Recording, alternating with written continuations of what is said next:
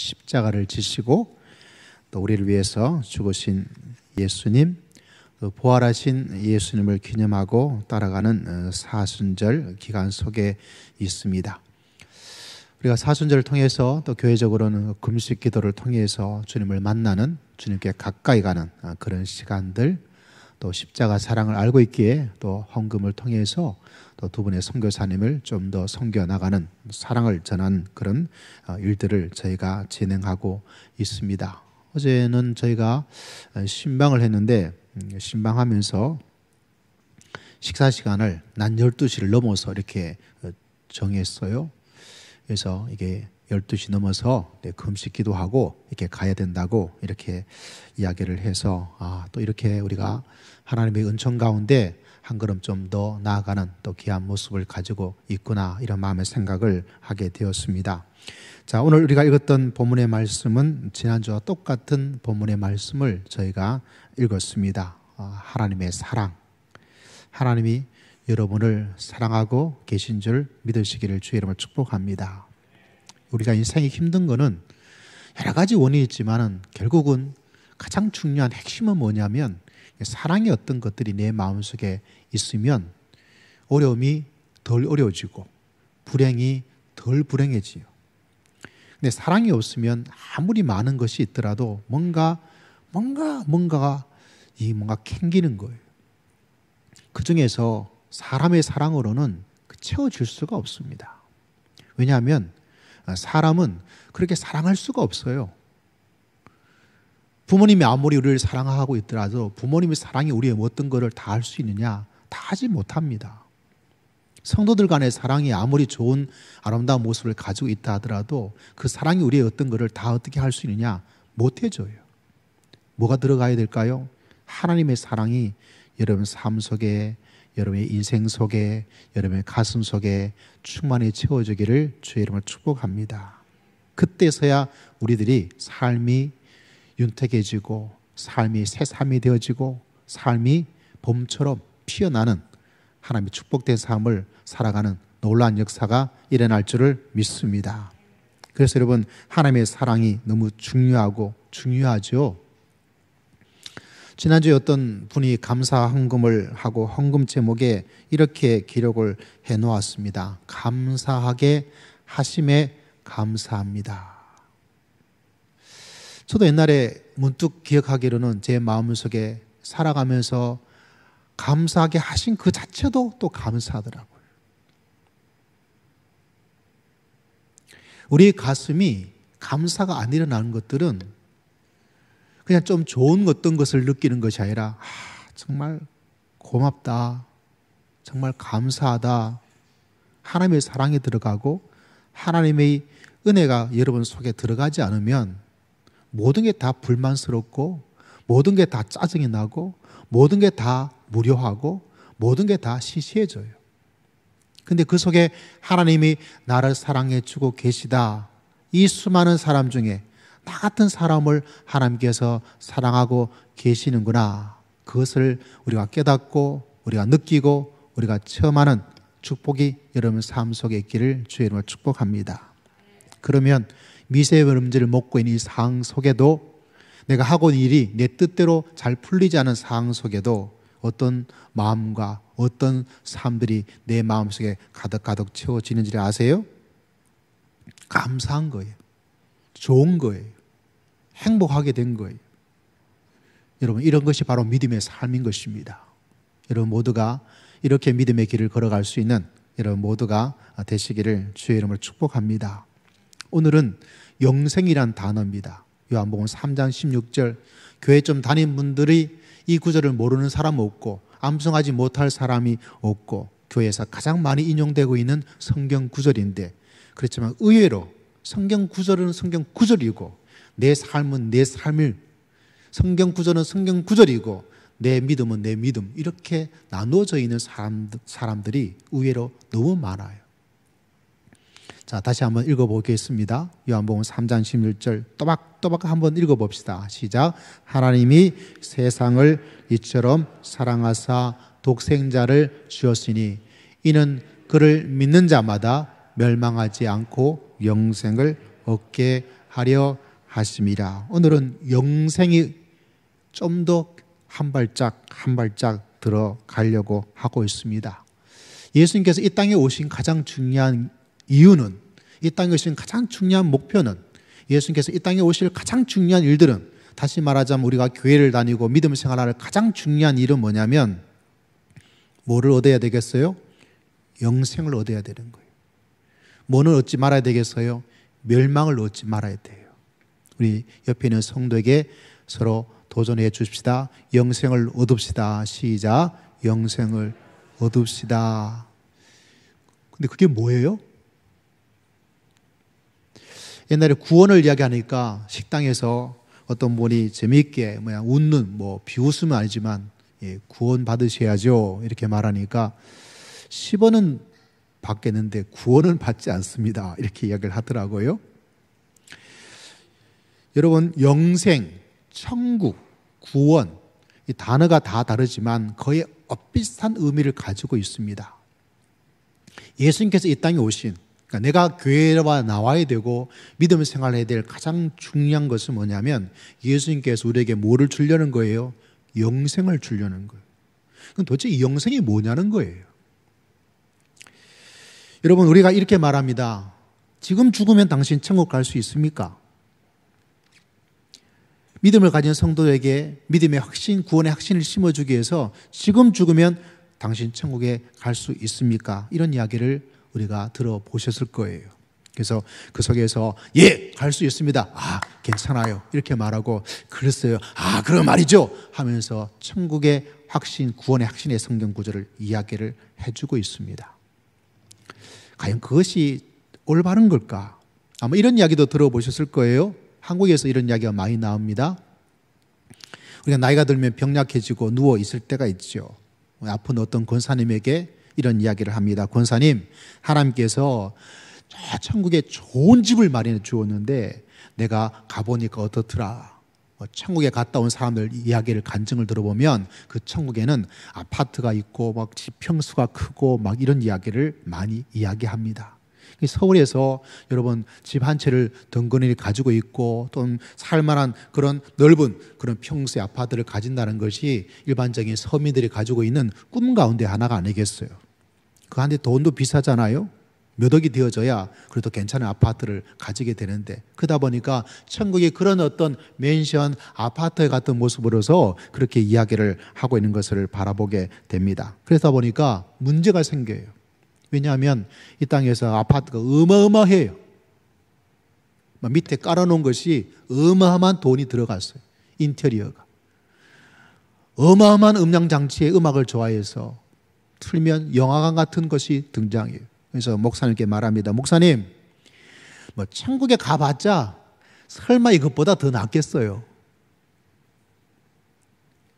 목사님, 천국에 가봤자 이거보다 더 낫겠습니까? 왜? 천국은 아파트가 있고 맨션이 있고 좋은 집에 산다니까 내 지금 천국에 안 가도, 천국에 굳이 가지 않아도 뭐예요? 지금 내가 살고 있는 거, 내가 누릴 수 있는 거 다 하고 있는데 굳이 내가 천국에 갈 필요가 뭐가 있겠어요?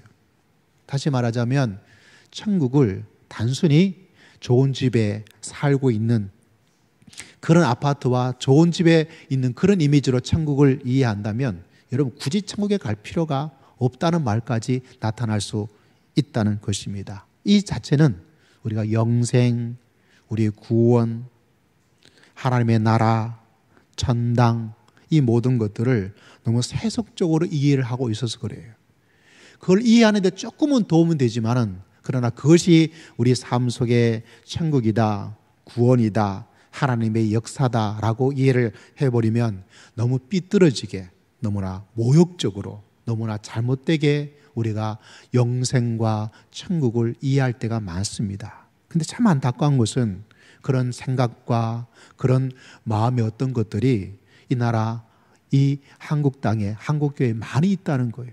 그러다 보니까 주님께서 정말 우리에게 주시려고 하는 그 영생, 이 구원, 이 천국이 과연 어떤 것인가에 대해서 우리가 잘못 이해하고 오해하고 그렇게 살고 있을 때가 많이 있다는 거예요. 그래서 오늘 이 말씀을 통해서 그동안 쭉 믿음의 생활을 해왔던 여러분 삶 속에 영생에 대해서, 천국에 대해서, 구원에 대해서 또 다른 하나님의 은총 가운데 조금 더 깊게, 조금 더 풍성하게, 좀 더 하나님께서 원하시는 의도와 일치된 그런 믿음의 길을 깨닫고 그 속에 들어갈 수 있는 주님의 귀한 백성 되시기를 주의 이름으로 축복합니다.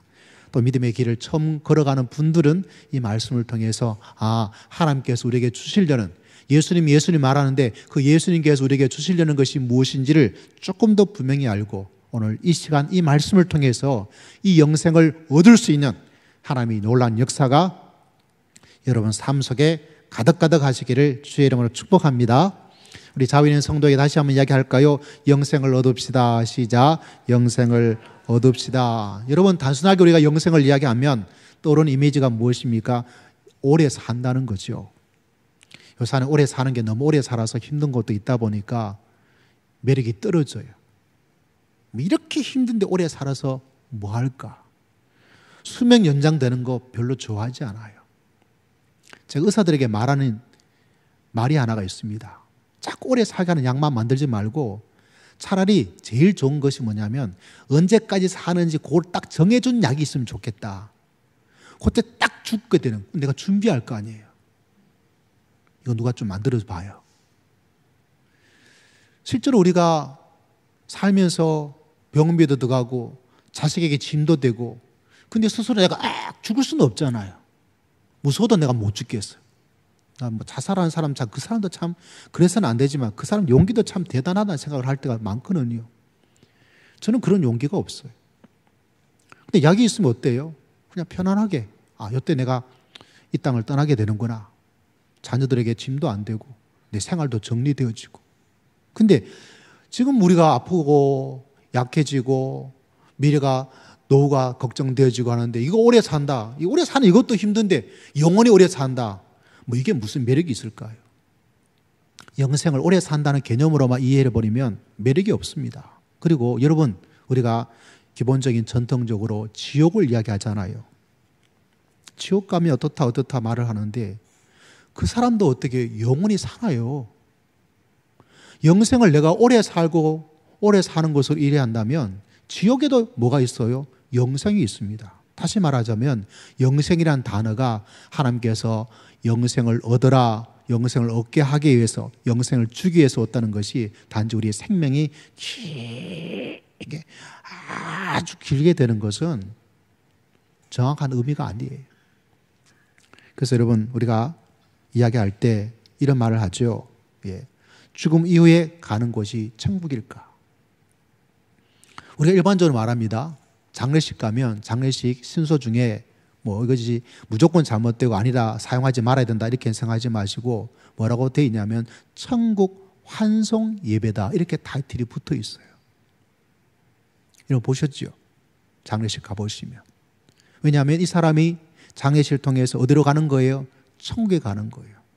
여러분 죽으면 가는 곳이 천국입니까? 우리 일반적으로 그렇게 생각할 때가 많이 있습니다. 근데 여러분 예수님은 그렇게 말씀하지 않아요.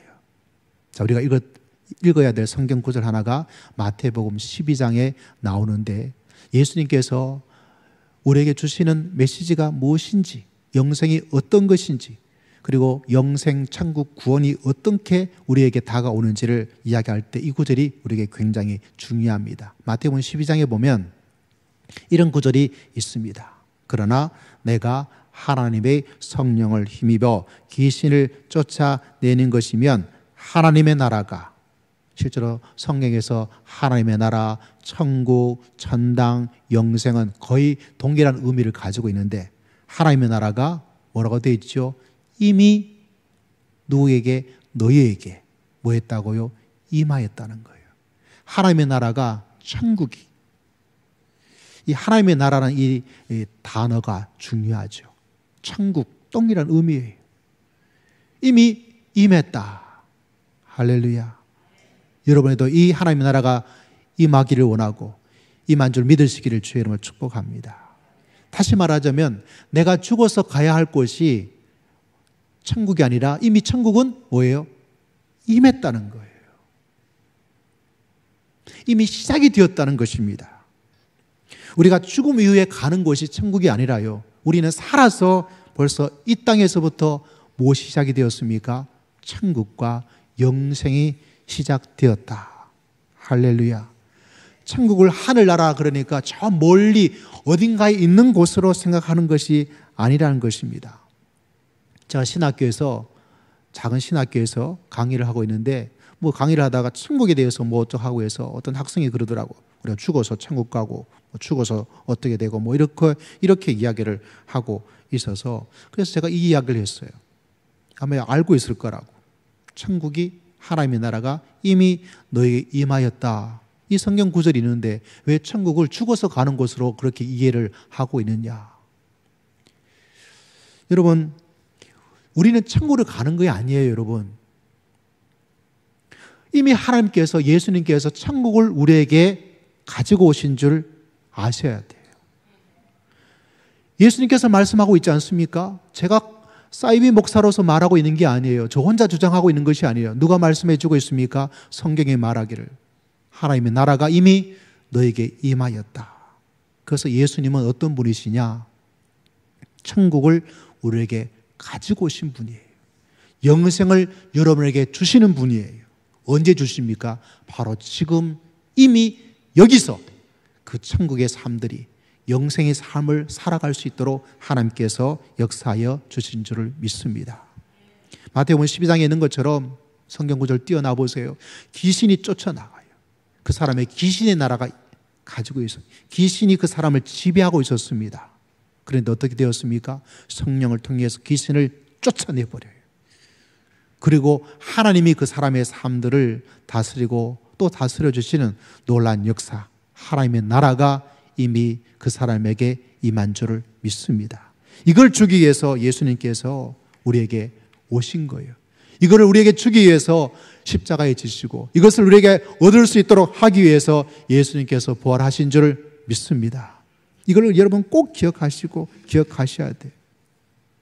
여러분, 귀신의 나라가 무너지는 것이죠. 그 속에 하나님의 나라가 세워지고 하나님의 역사가 일어나고. 그래서 여러분, 영생을 이야기할 때 어떤 분이 달라스 올라드란 분이 말하기를 영생은 현재 진행 중이다. 언제 진행한다고요? 죽고 나서? 아니에요. 이미 현재 진행을 하고 있는 거예요.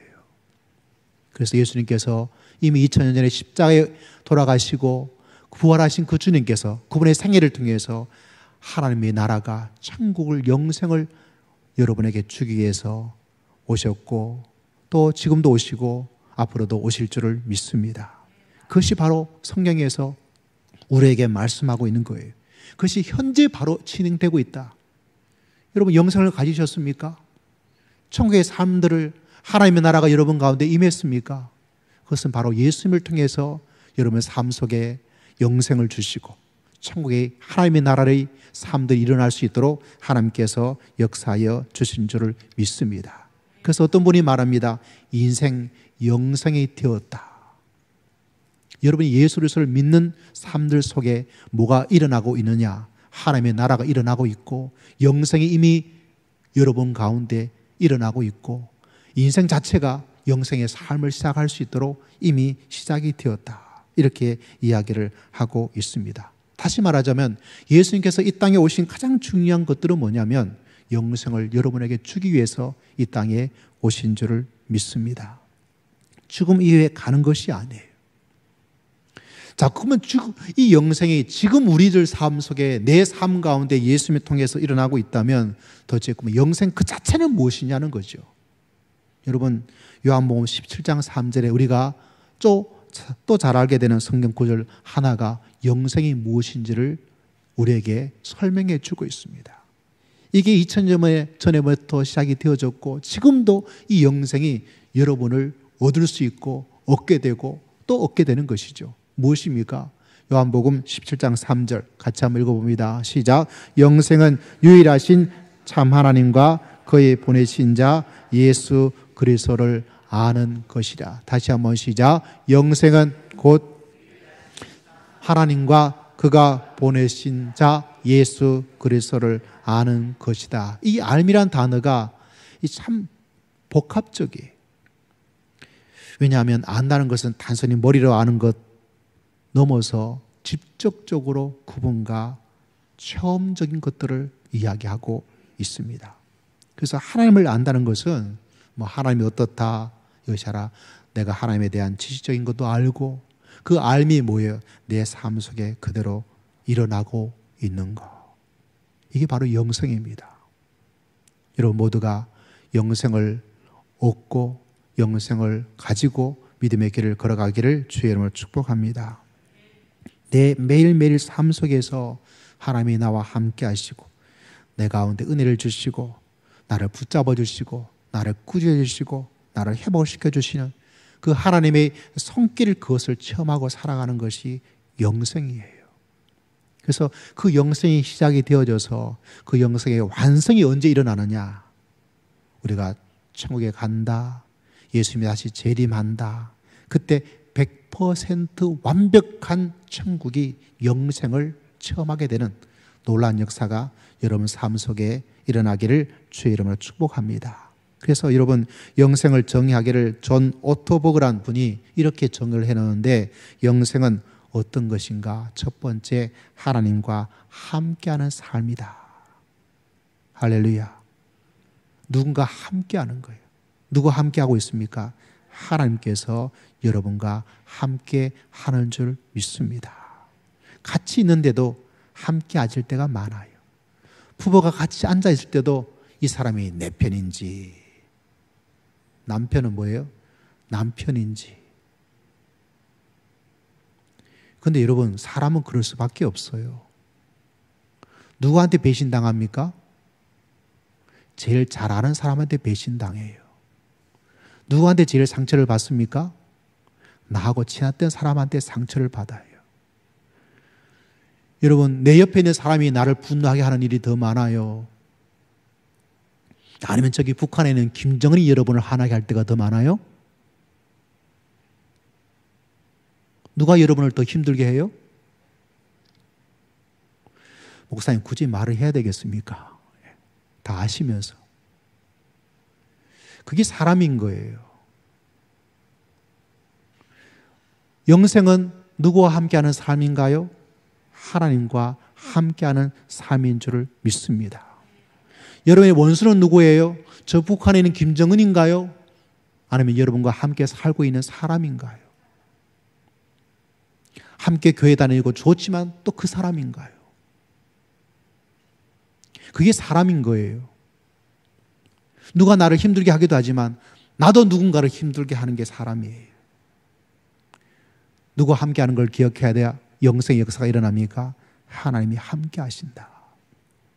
하나님이 함께하는 삶 이거를 붙잡고 있으면 뭐 김정은이 북한 뭐 핵미사일을 어떻게 하든 바로 내 옆에 있는 사람이 나를 하든 중심이 흔들리지 않습니다.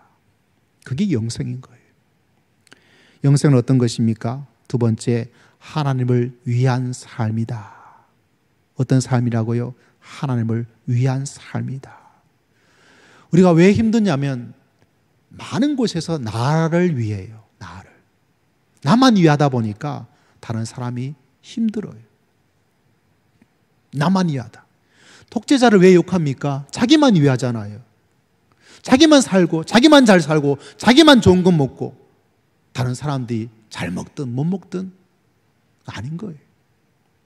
왜 그럴 수밖에 없느냐? 사람은 그럴 수밖에 없어요. 정도의 차이만 있을 뿐이지. 독재자는 아주 많이 하는 사람이고 나는 티 안 나게 조금 많이 하는 사람이고 다 그 차이밖에 없습니다. 그런데 그것을 벗어날 수 있는 것은 영생을 얻어야 돼요. 영생을 얻게 되는 순간 우리는 하나님을 위한 삶이 되어지고 하나님을 위한 삶이란 것은 나를 위한 삶들을 풀어헤치는 거예요. 그 속에 영생의 역사가 일어날 줄을 믿습니다. 영생은 어떤 것인가요? 하나님의 보호 아래에 있는 삶이에요. 다른 어떤 것이 우리를 보호해 주는 것으로 세상 사람은 살아갈 수밖에 없어요. 왜? 하나님이 없으면 그 누군가가 보호해 주는 보호가 필요해요. 우산이 필요해요. 돈이라는 우산도 필요하고요. 사람이라는 인맥의 우산도 필요하고요. 학력이라는 우산도 필요하고요. 그런데 여러분 어떤 순간에는 그 모든 것이 와르르 다 무너져요. 돈이 있다고 해서 나를 보호해 주는 것도 아니고 사람을 많이 알고 있는 것 같았는데 그 도와주겠다고 언제든지 연락하라고 했던 사람이 연락하면요, 안 받아요, 전화를. 여러분, 그런 경우 해본 적 있나요? 너만은 믿었는데 너만이 가장 나를 배신해요. 사기꾼이 되어버려요. 그래서 영생은 하나님의 보호 아래에 있는 삶입니다. 여러분, 이 험한 세상에서 영생을 얻어서 하나님의 보호 아래 거하는 믿음의 귀한 삶 되시기를 주의 이름으로 축복합니다. 영생은 하나님의 능력으로 사는 삶입니다. 할렐루야. 우리는 하나님의 능력이 없기 때문에 세상 사람은 다른 능력이 필요해요. 자기의 능력을 키우고 실력을 키워야 돼요. 근데 여러분, 그것으로는 한계가 있습니다. 그것으로는 참 어려워요. 그것으로는 참 너무너무나 비참해질 때가 너무 많아요. 내가 그 능력을 얻었다고 하는데, 이런 흔히 말하는 제기를 의해요. 왜? 나보다 더 능력 있는 자가 더 많아.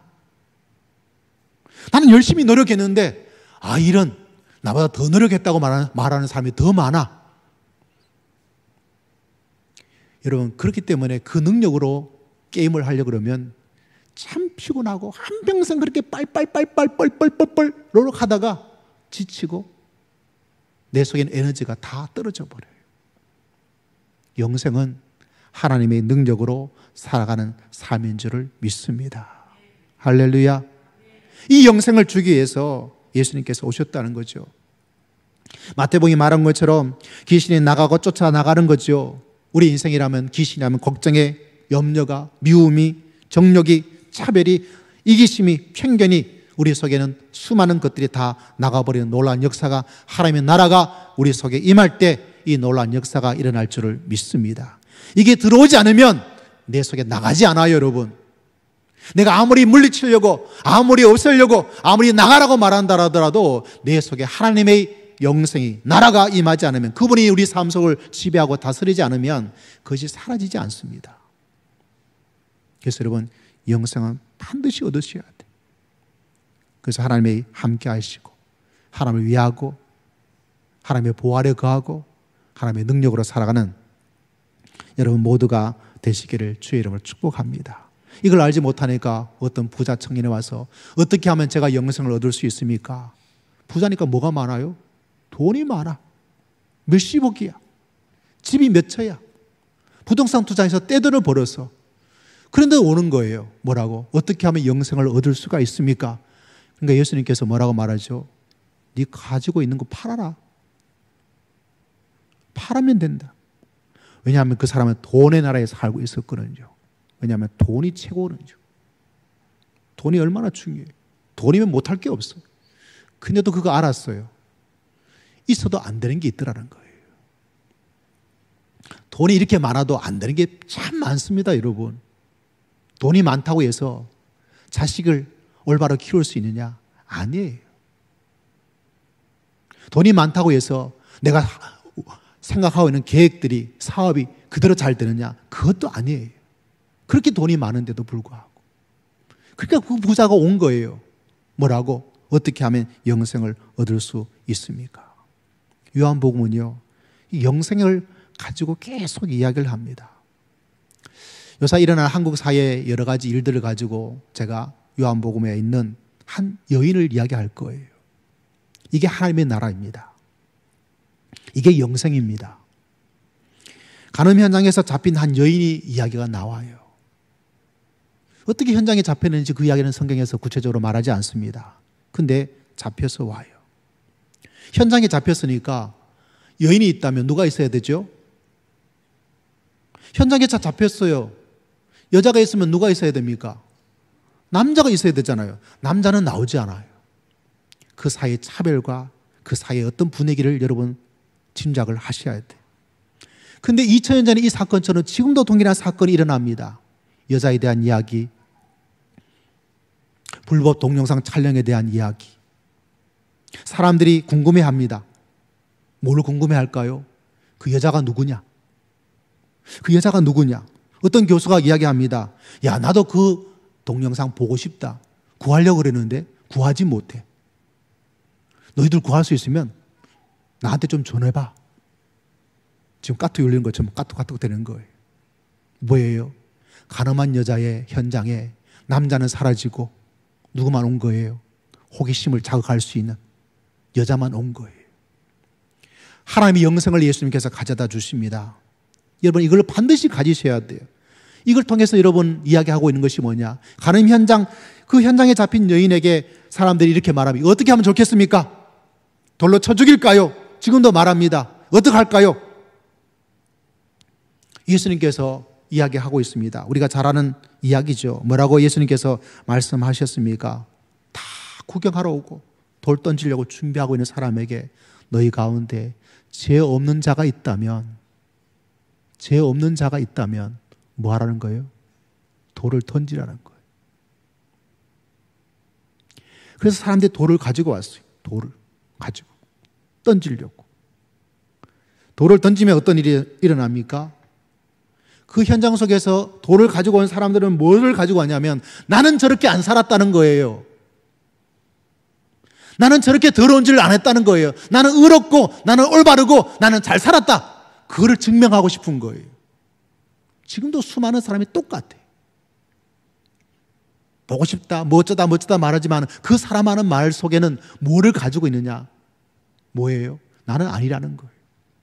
예수님께서 지적한 것은 정말 네가 아니냐? 너도 아니냐는 거예요. 뭐가 온 거예요? 하나님의 나라를 가지고 오신 거예요. 그러자 그들이 돌을 던져서 나는 아니라고 말했던 그 사람들이 나도 뭐가 임한 거죠? 영성이 그들에게 임한 거예요. 그 깨달음이 임한 거예요. 하나님이 함께하는 모습이 그 사람 속에 임하게 된 것이죠. 그때 생명이 역사하는 거예요. 이걸 가지셔야 돼요, 여러분. 이걸 가지지 않으면 우리 인생은 또 돌을 던지려고 그래요. 돌 던진 속에서 그 사람 돌을 맞아야 될 마땅한 사람임에도 불구하고 내 자신은 뭐가 돼요? 영생을 얻지를 못해요. 계속해서 나는 괜찮아, 나는 올바라, 나는 잘 살고 있어, 나는 괜찮아, 나는 저런 짓 하지 않아, 그러니까 괜찮아. 그 속에서 뭐가 없어요? 영생이 없어지는 거예요. 요한복음은 그 이야기를 하고 있는 거예요. 그리고 우리를 부르는 거죠. 너도 돌 던지려고 하고 있지 않느냐? 너도 돌 던지려고 하고 있지 않느냐? 너는 바르다고 말하고 있지 않은데 근데 너도 정말 그렇게 바른 것이냐? 너는 영생이 필요 없는 것이냐? 이 이야기를 하고 있는 것이죠. 그래서 돌을 던지려고 했던 나는 아니다, 나는 저렇게 추잡한 더러운 일을 하지 않은 그런 사람이야 라고 말했던 그 사람들이 돌을 내려놓고 가버렸어요. 뭐가 온 것이죠?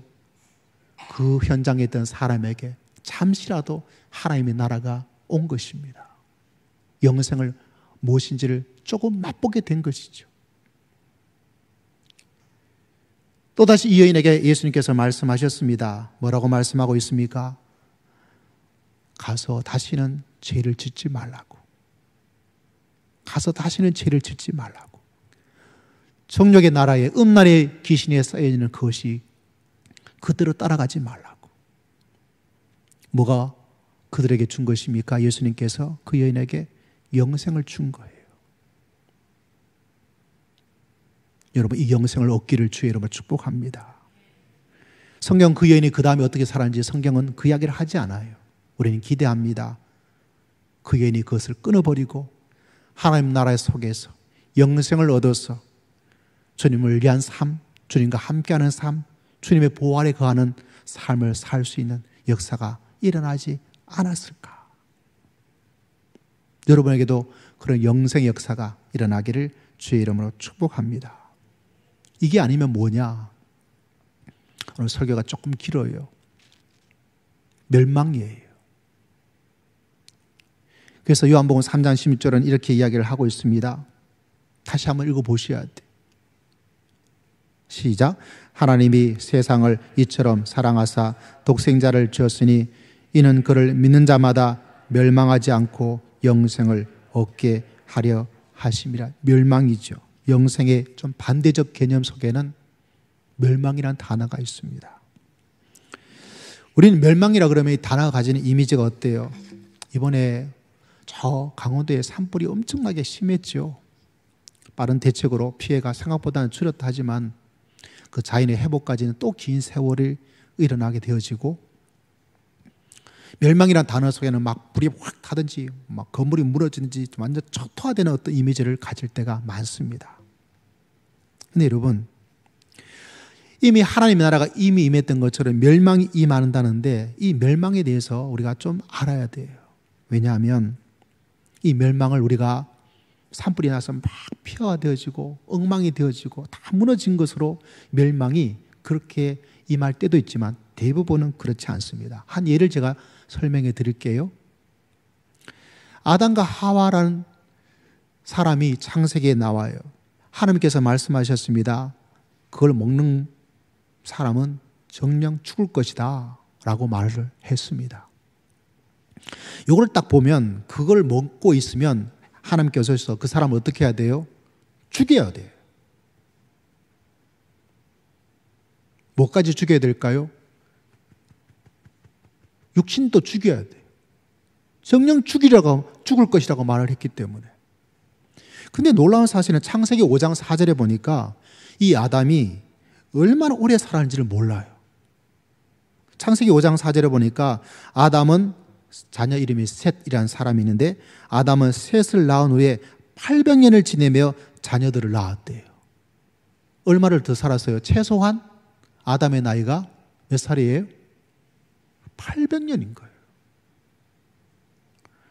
와, 제가 지금 800년을 살려면 제가 이제 50대 중반이거든요. 몇 년도에 제가 죽을 것 같아요? 2000, 계산도 안 되네.